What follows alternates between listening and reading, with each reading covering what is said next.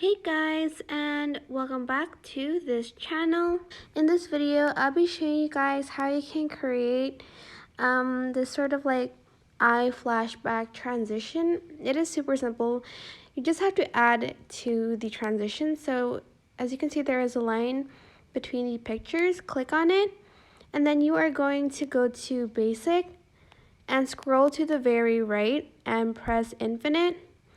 And you have to make sure you have like an eye visible, and then you are going to press apply to all.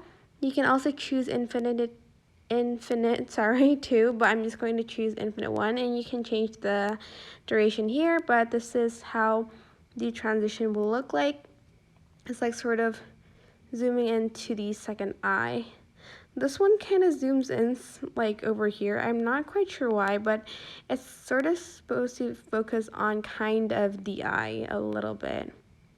Or maybe not that quite. As you can see, it sort of zooms in on her lips. But yeah, that is pretty much it. I hope this tutorial was helpful for you guys. Don't forget to like, comment, share, and also subscribe to this channel if you haven't done that.